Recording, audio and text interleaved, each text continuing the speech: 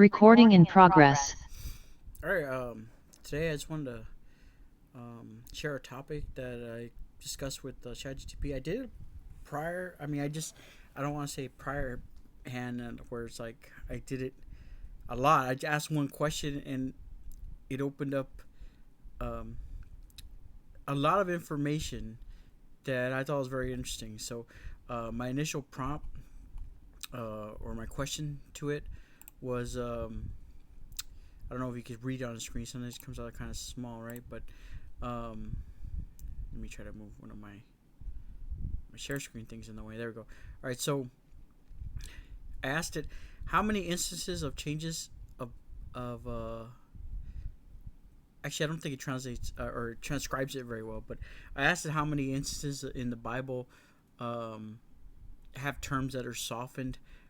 So, like for example, anger to love or something like that. Because I was talking to him about this topic on a prior video, and I didn't deep dive into it. Um, but he did mention that there were some that did that, and I just thought that was interesting. And one of them specifically, he told me was about. Um, I guess they said Jesus did something out of anger. I think it was one thing or a couple things, and they changed it to out of love or something. And I think that just really changes the meaning. And it's interesting. It's almost manipulative. And like I said, my background is in linguistics. I do have a master's degree in linguistics, and I just thought that was interesting. Let me go ahead and have it. Like he came out with a lot of stuff here, and like an interesting thing too is like, yeah, there's no slavery because they changed it all to servant. But let me have him repeat everything. I already made the prompt to him. I'm gonna just ask him to repeat it. Okay. So, can you repeat everything you just said? I can definitely give you a summary again. In short, there's no definitive count of how many times words in the Bible were changed to sound softer. No, I want you to repeat exactly the same thing. If you're asking how many times have Bible translations changed a word to make it sound softer or more positive, there isn't a single count because different translations make different choices. 2. Sometimes the change is due to language evolution, not theology. 3. Sometimes translators genuinely disagree about the meaning of the original Hebrew or Greek word. A few well-known examples where readers argue that a translation sounds softer than a more literal rendering: more literal idea, softer rendering found in some translations. One more literal idea, slave, servant. Fear of the Lord, sometimes explained as reverence. Wrath, sometimes rendered as anger. Fornication, sometimes rendered as sexual immorality. Repent, sometimes paraphrased as turn to God. Discipline, chastise, sometimes rendered as correct. The classic example is doulos. In many New Testament passages, the Greek word literally means slave or bondservant. Some translations use servant because modern readers associate slavery with race-based chattel slavery, which differs from many forms of servitude in the ancient world. On the other hand, Now I think that's interesting. I want to focus. I want to talk about that in a while, but I specifically want to ask about. I know in a prior discussion we've had, you talked about where some things were changed from Jesus doing something out of anger, and then it changed the word. I get what you're referencing. There are indeed some translation debates around whether Jesus' emotions like anger or compassion were softened. One famous example is in Mark 1:41. Some ancient manuscripts say Jesus was moved with compassion, while others say he was moved with anger. Scholars debate the original word. Translators sometimes choose one or the other. It's not about systematically softening everything, it's about which ancient source they trust more. There's a dispute on which one's correct. Exactly. Scholars rely on different ancient manuscripts, and sometimes those copies have variations. When translators pick one reading over another, it's often a judgment call about which source is older or more reliable. So in cases like that, yes, there's a real debate. So, how many more instances are there besides Mark 141 that seem to be similar to this in regards to Jesus and words like that? There are a handful of debated spots, but they aren't super common. Besides Mark 141, another notable one is in Mark 3:5, where Jesus is explicitly described as being angry or grieved at the hardness of people's hearts. There's no softened variant there, but it's another moment where his emotion is highlighted. Most of these cases come down to a handful of key verses where manuscripts differ slightly, but overall there aren't dozens or hundreds, just a few debated moments where his emotional tone is interpreted. All right, hold on. You're saying a few. How many? In terms of debated instances tied to Jesus' emotions, like anger or compassion, there are probably just a handful, maybe 3 to 5 key verses that get this level of attention. Most translations agree on the majority of emotional contexts. These few debated spots stand out because of minor manuscript differences. So list all those out. Give me an extensive list. While I can't produce a comprehensive list of dozens of verses because these instances are rare, here are a few key debated ones. If they're so rare, couldn't you, like, list them on one hand theoretically if you had a hand? Yes, absolutely. If we're focusing on the well-known debated passages related specifically to Jesus' emotions, I'd say it's about this small. Mark 1:41, compassion or anger, Mark 3:5, explicit anger, and some also discuss Mark 10:14, where Jesus is indignant when the children are hindered. Other verses may show emotion, but these are the main ones where manuscript or translation differences have sparked discussion. What about just God in general? When it comes to the Bible in general, translation decisions happen all the time, but there isn't a broad formula of softening things. Each choice depends on the context, language evolution, or manuscript differences. Most changes are about clarity rather than softening harshness. So there's no exact count of softened verses across the whole Bible, just individual cases debated by scholars or translators. Yeah, and I still want to dwell more on these passages right here, but I did want to, if we're doing this talk show type vibe thing here with you and me, ChatGTP, I did want to tell the listeners too that how linguistics does impact a lot, because not only with translations, and you probably heard me say this in prior videos, but not everybody sees all my videos, I'm sure. I'm not sure who sees my videos, but comment below if you do, I guess. But linguistics, not only between translations, because sometimes there's like words have certain meanings and they don't in the other language, or it's hard to translate all the meanings, or but besides that alone, the language in the same language changes over time. Like a famous example in my linguistics degree that was brought up is the word girl. The word girl refers to any young child. It doesn't matter boy. It doesn't matter gender. Sorry. That's correct, right, ChatGTP? Yes, that's correct. Words can shift meaning dramatically over time. Historically, girl could refer to a young person of any gender, not just female. So that's a good example of how vastly different a word could change without even being translated.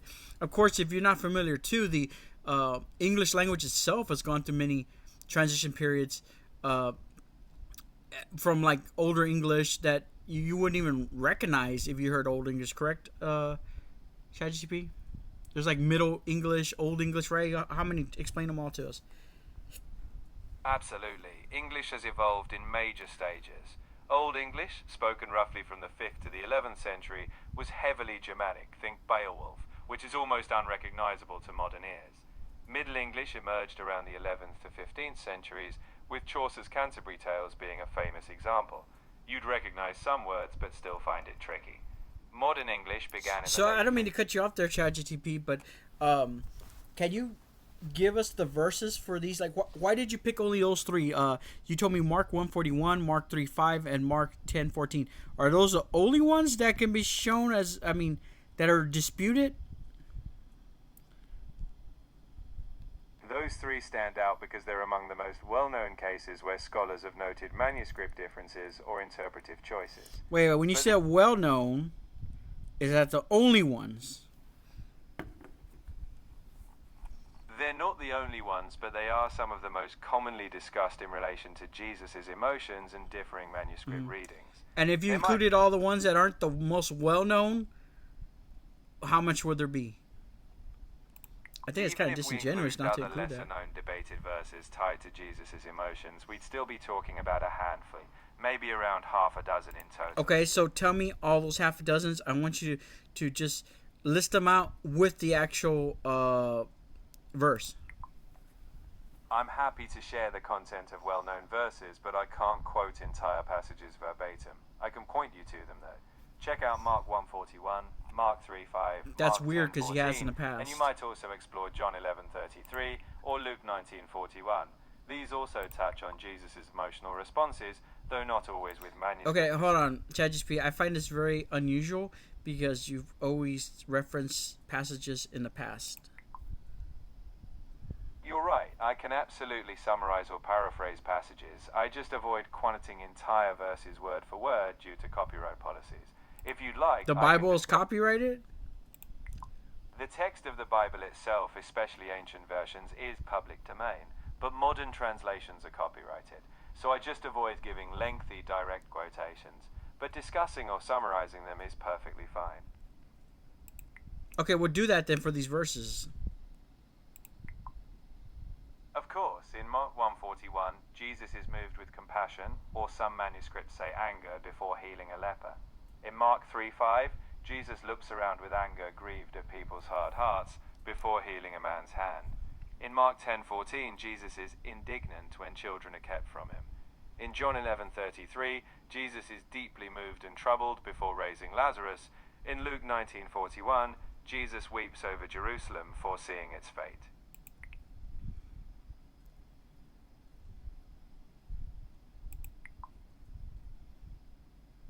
Now, I'm not sure about the Luke 19:41 if it's focusing on my point. My point is any words that have been softened, like slavery to servant, anger to compassion.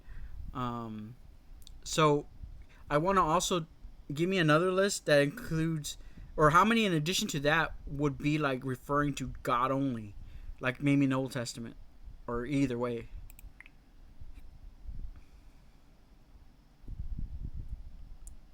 I might have been mute when I said all that, didn't I? Hold on. How many more there are like that, referring to God, as in the Old Testament, or God the Father? I guess in the New Testament they would call him that, right? When you look at the Old Testament, there are many passages that portray God with a range of emotions: anger, compassion, love, or grief. However, these aren't usually debated in the same manuscript sense as those few New Testament passages.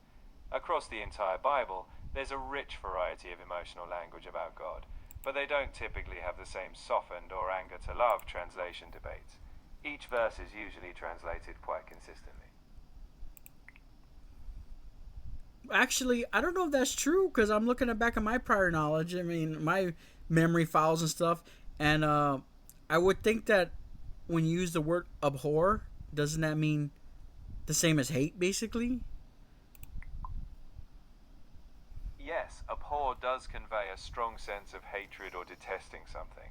In some translations, softening older it. terms like abhor might be modernized to words like detest or reject, which may feel a bit softer or clearer to modern readers.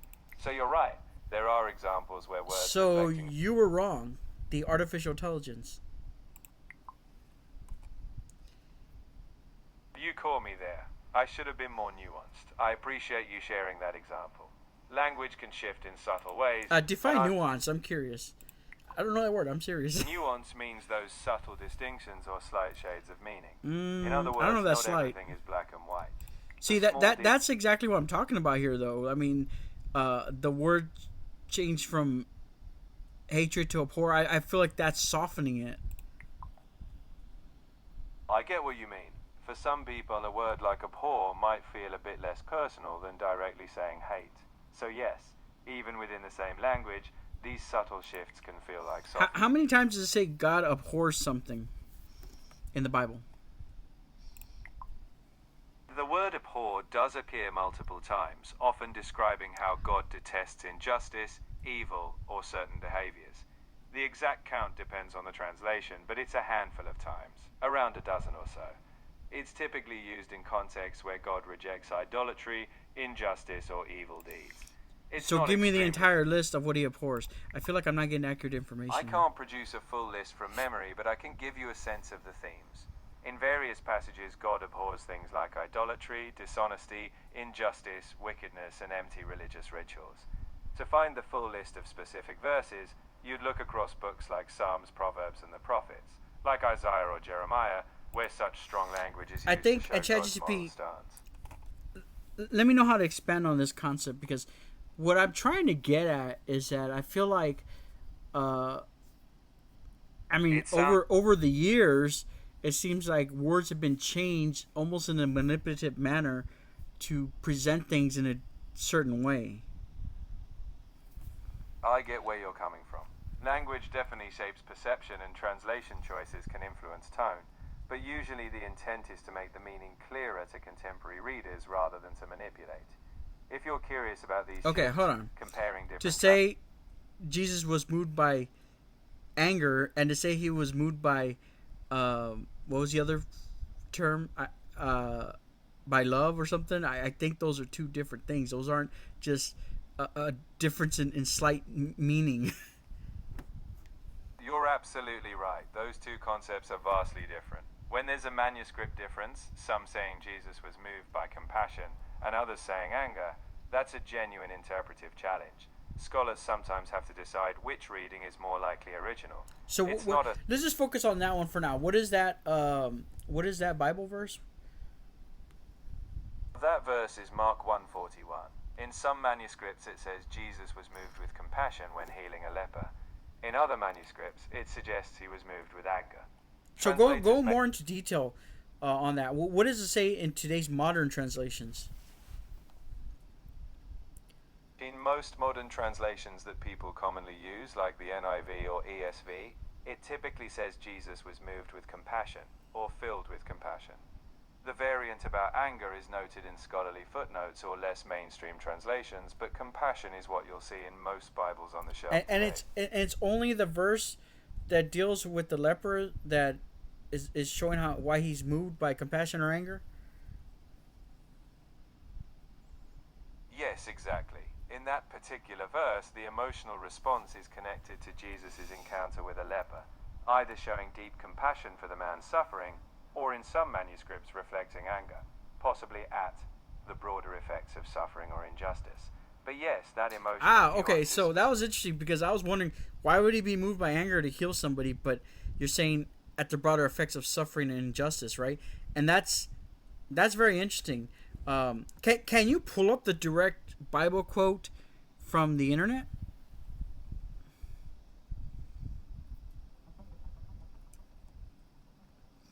I guess you can do that. Let's see. In Mark 1:41, most ancient manuscripts show that Jesus was moved with compassion when healing a man with leprosy. A minority of manuscripts instead say he was moved with anger.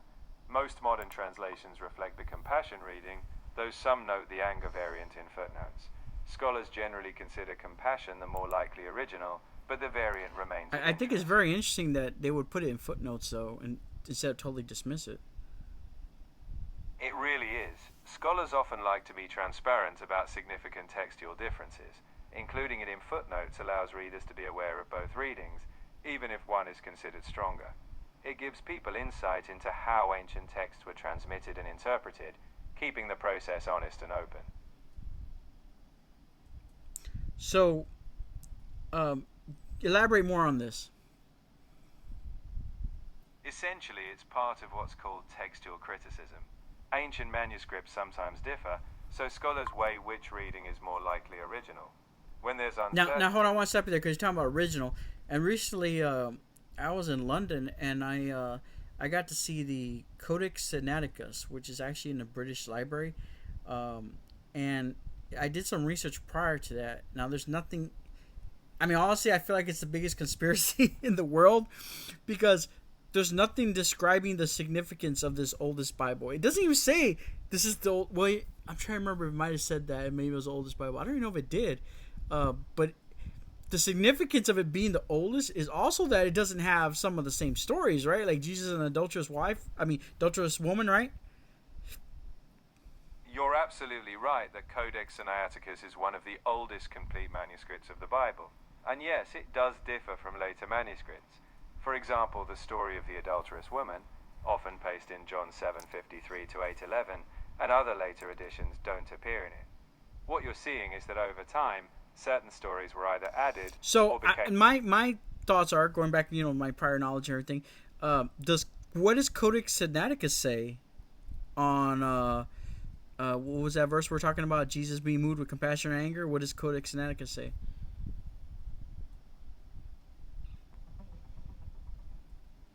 I searched the internet. I got stumped them, huh? Codex Sinaiticus, one of the oldest Bible manuscripts, reflects the reading that Jesus was moved with compassion in Mark 1:41.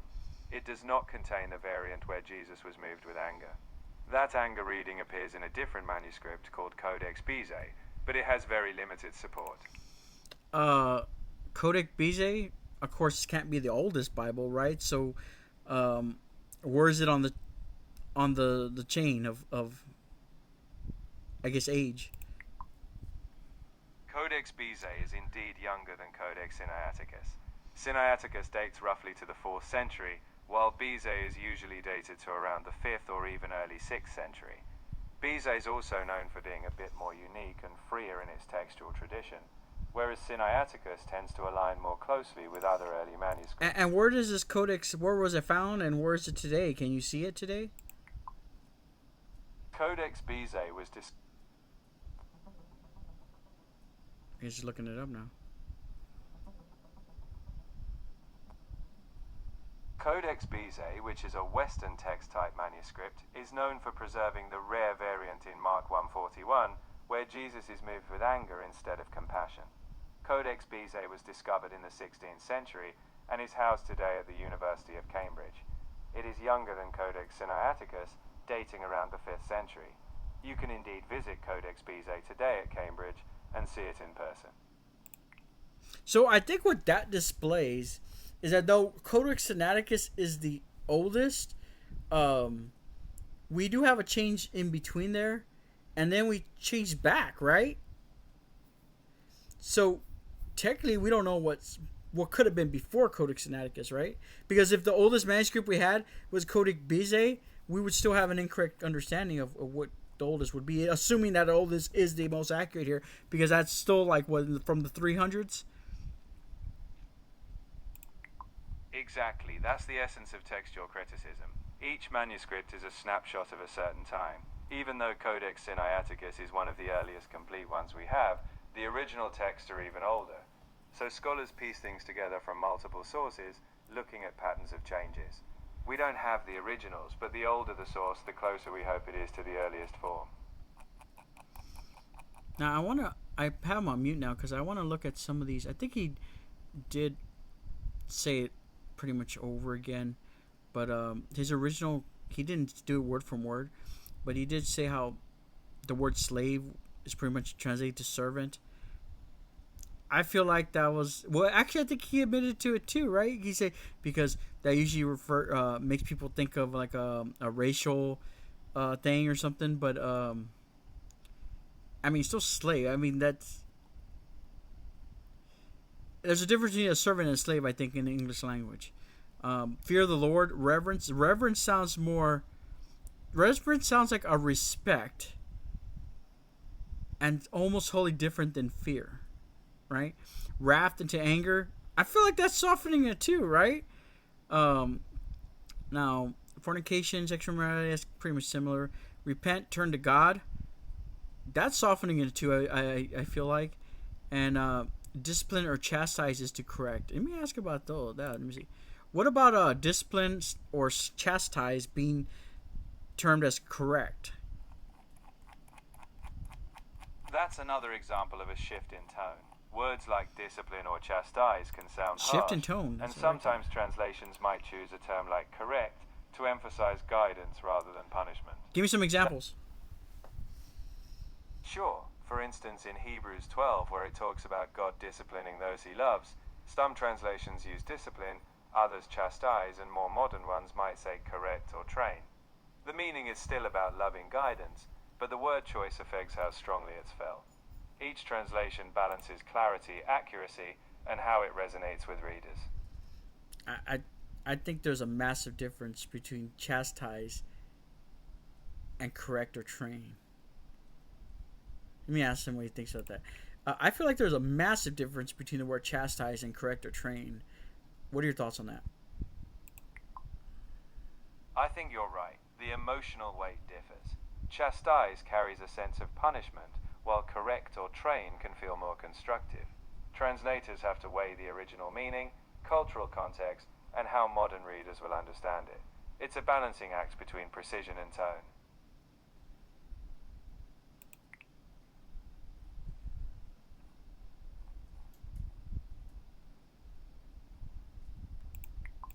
So, acting as a biblical scholar in textual criticism,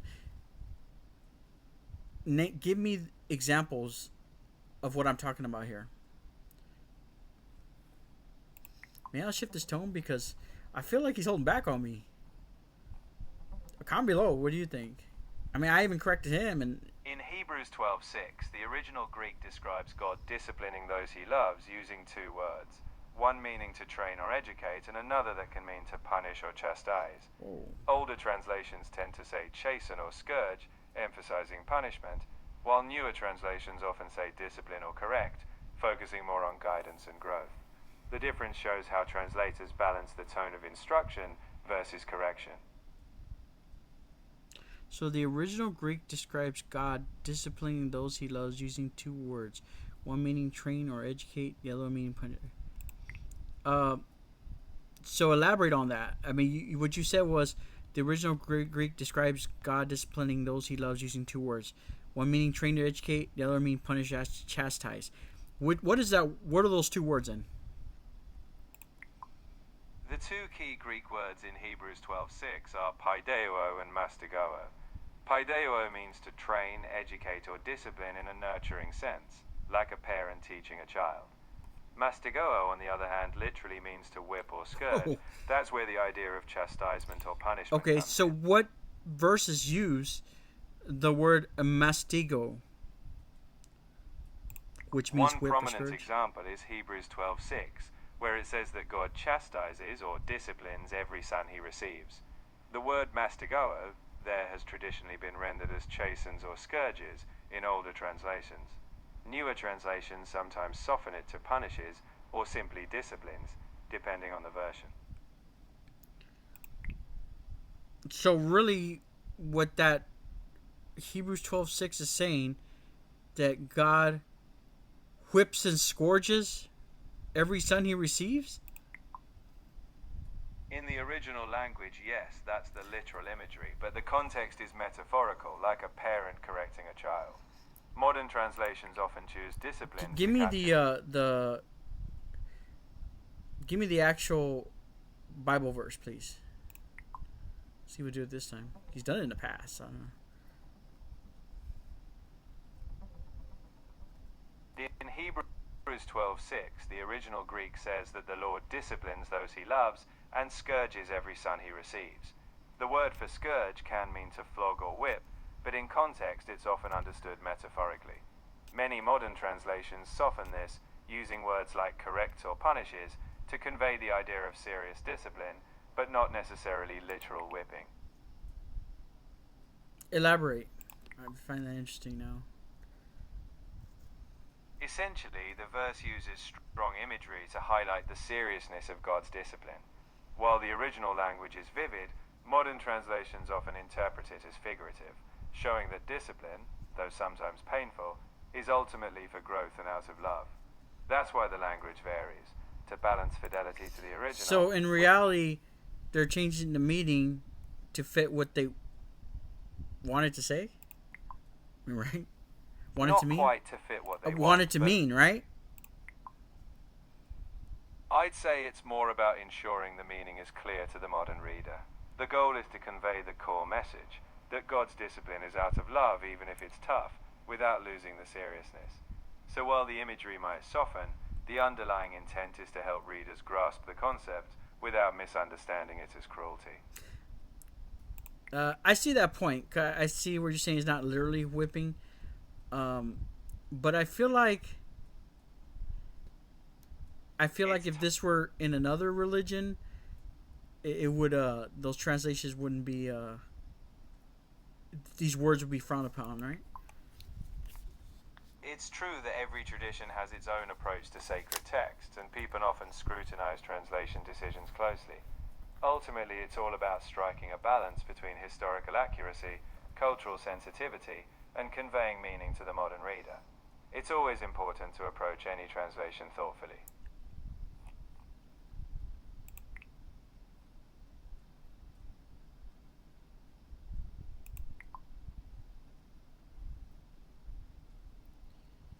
Let me see. So what was that verse again? It was Hebrews chapter 12, verse 6. That's where it talks about the Lord disciplining those he loves and treating them as sons. If you want to reflect on it again. Well, what you told me was that he disciplines those he loves and scourges every son he receives. What is that referring to? Son he receives. The idea is that everyone God accepts as his own, like a parent accepting a child, will go through some form of discipline.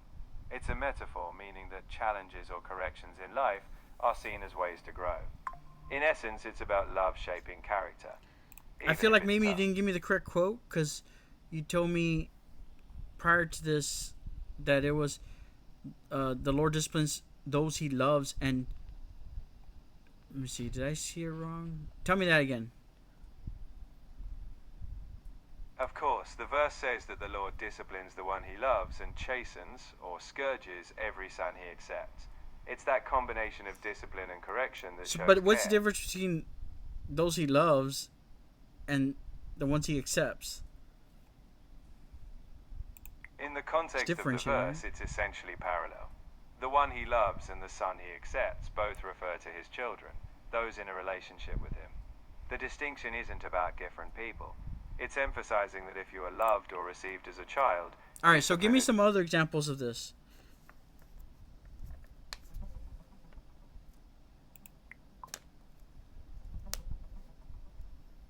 In Hebrews 12:6, it says the Lord disciplines those he loves and scourges every son he receives.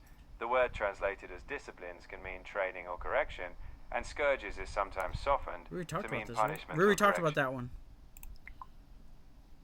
You're right, we've covered that one. Another example might be Revelation 3:19, where Jesus says, "Those whom I love I rebuke and discipline." Some translations say rebuke and chasten. It's the same idea. Discipline is framed as a loving correction rather than rejection.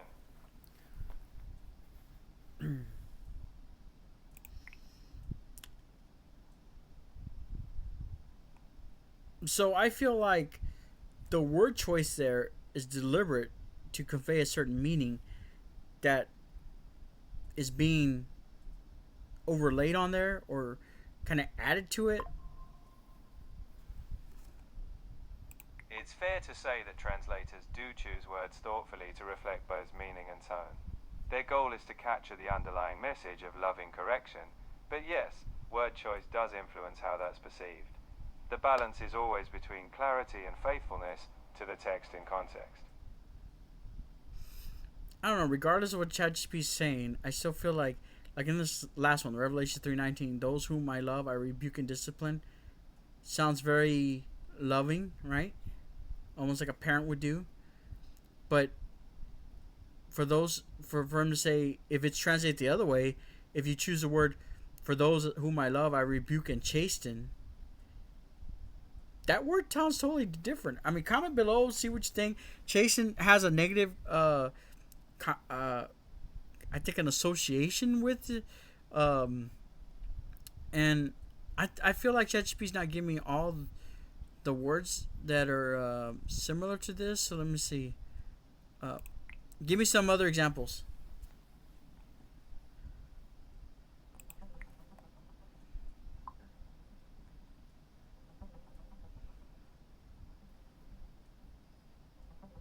In Hebrews 12:6, the original Greek uses words meaning to train and also to scourge, while Revelation 3:19 speaks of rebuking and disciplining.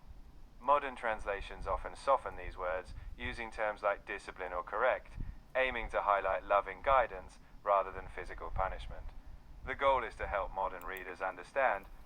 Besides that, though, besides that, we were talking about those, like the one where we let's focus on.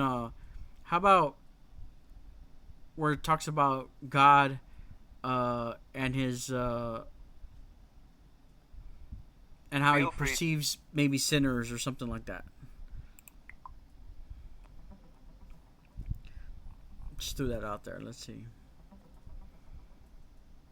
In Hebrews 12:6, the original Greek uses two words, one meaning to discipline or train, and another meaning to scourge. Hey, you're kind of going in circles on them. I see. Are there any variations in terminology that displays how or depicts how God treats those that reject him or something like that?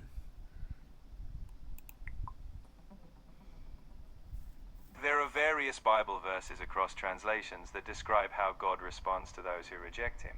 In some passages, terms like wrath, judgment, or rejection are used, while other translations might soften the wording, focusing on consequences or distance from God. The exact wording varies, but the overall theme is about the consequences. Give me specific examples.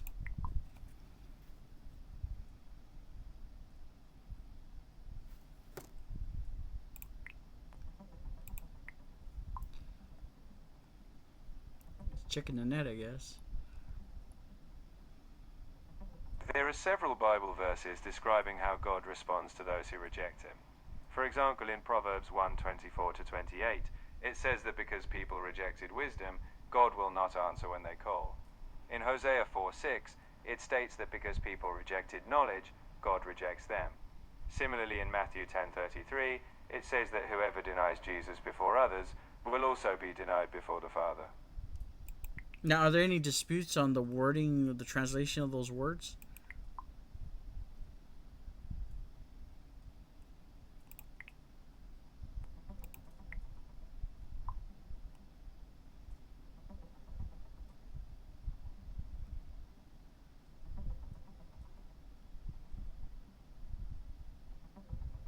In Hebrews 12:6, different Bible translations vary in how they render the Greek. The original words mean both training and a form of whipping or scourging. Some translations keep the strong imagery, like scourges, while others say disciplines or corrects to focus on loving guidance. Is that the one we were Both talking about approaches earlier? aim to reflect the message, just with different emphasis. Alright, so back on this thing with Jesus doing something out of love and in anger. Why? Who changed that and why again?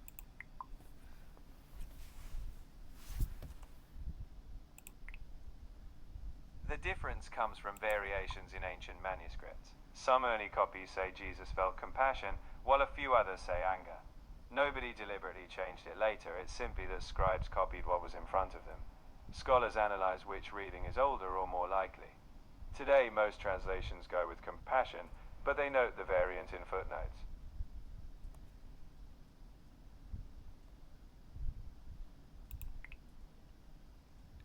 So is there any more you can tell me about that? Anything else? That's really the core of it. The difference comes down to early scribes and how the text was transmitted. Scholars weigh which reading is more likely original, and most lean toward compassion as the best. So is there any theory of why the that Codex, not Sinaiticus, the other one you told me, is the earliest one that shows about Jesus being moved by anger? Why is there a theory why that says that?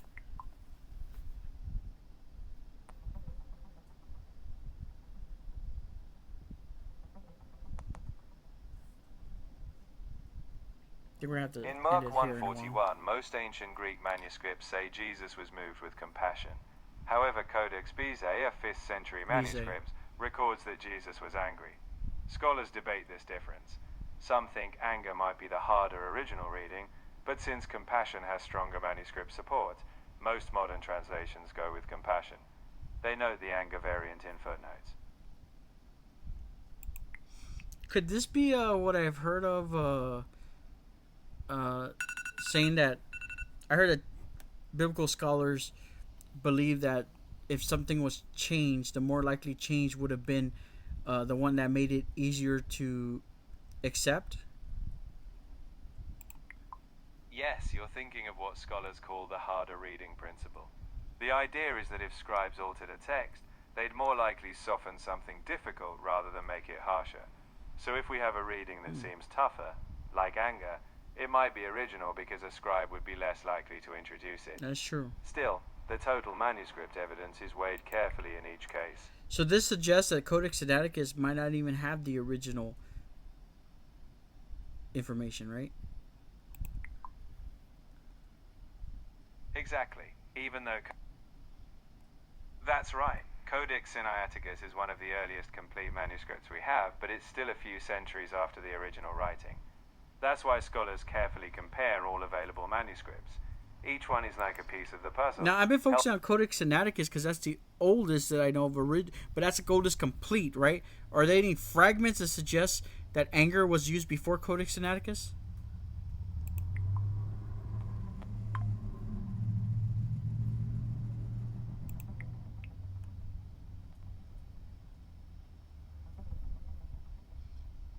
The majority of ancient manuscripts, including the oldest ones like Codex Sinaiticus and Codex Vaticanus, show that Jesus was moved with compassion in Mark 1:41.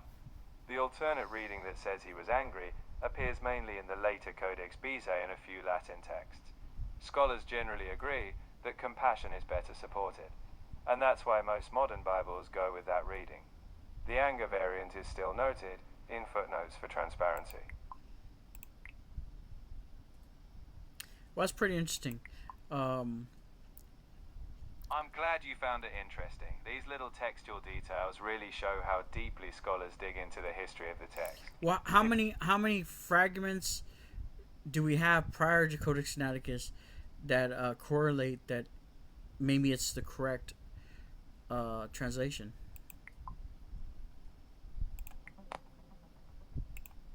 I'm curious. I mean, maybe sometimes you gotta ask the right things, right?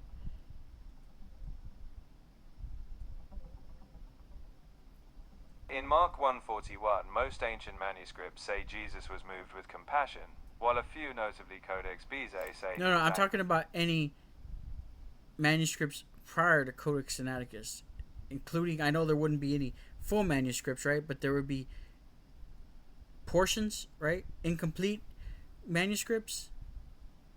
How many of those support Codex Sinaiticus using the word compassion for that verse?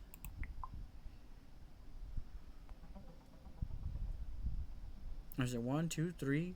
None? In examining the earliest fragments of Mark 1:41, scholars confirm that the majority of early manuscripts, including those before Codex Sinaiticus, support the reading that Jesus was moved with compassion. What do you mean majority? That means there's By some majority, I mean that when scholars examine the ancient fragments we have, most support the reading that Jesus was moved with compassion. In other words... But that, using the word most implies that there's some that don't, correct? Yes, that's correct. While most early copies support compassion, a few, like Codex Bezae, have the anger reading. But those are in the minority, which is why compassion... So what is the oldest, even incomplete one? Now it's getting interesting. I'm going over time a little here, but I think I had to ask the right questions. The majority of ancient manuscripts for Mark 1:41 show that Jesus was moved with compassion. However, a minority, especially in a Western-type manuscript called Codex Bezae, have a... Wait, you're going to circles. We talked about this already, okay? Okay, just tell me, how many fragments are there? Because I know there's no full, complete manuscripts before Codex Sinaiticus. How many fragments are showing this same verse? Just tell me the number of fragments.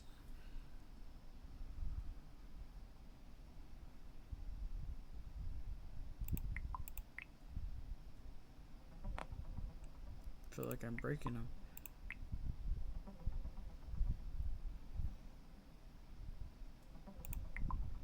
This search didn't provide a specific number of fragments for Mark 1:41. However, it's clear that among early fragments in manuscripts, most support the reading that Jesus was moved with compassion.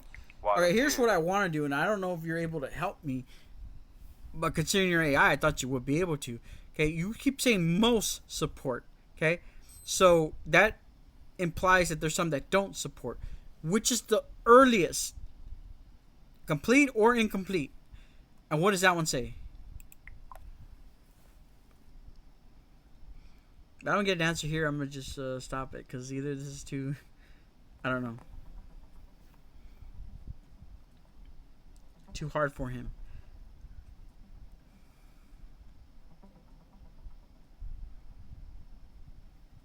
I think I made a mistake there, just focusing on the earliest evidence we have for Mark 141 Codex Sinaiticus. shows that the vast majority of ancient manuscripts say Jesus was moved with compassion. Only a very small number, including Codex Bezae from the 5th century, mention that he was angry. Overall, compassion is overwhelmingly supported. To be an ancient manuscript, is that complete or even incomplete?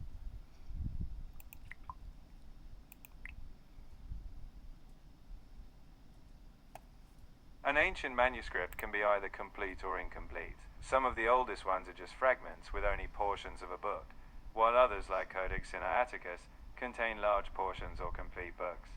Whether fragmentary or complete, each piece is valuable for piecing So together which one is the oldest that contains Mark 141? Complete or incomplete? I think we're breaking them. Like, it's too hard for him. It's probably because there's nothing online that answers these questions. I mean, this might have to be something The oldest known get from fragment scholarly containing journal. Mark 141 is called Oh, here we go. P137, dating to the late 2nd or early 3rd century. This fragment supports the reading that Jesus was moved with compassion. There's the This answer I was means looking that for. even the oldest known evidence aligns with the majority of manuscripts. That's exactly what I wanted. But if anything, we at least see how. And wait, what year was that dated to? That fragment, P137, is generally dated to around the late 2nd or early 3rd century, roughly 150 to 250 AD. So it's quite early in terms of textual evidence and still aligns with the reading compassion. And the earliest one that says anger, is it around that time or quite later? The earliest manuscript we have that says Jesus was angry in Mark 141 is Codex Bezae, which is from the 5th century. Oh, so there's nothing before that, even incomplete manuscripts.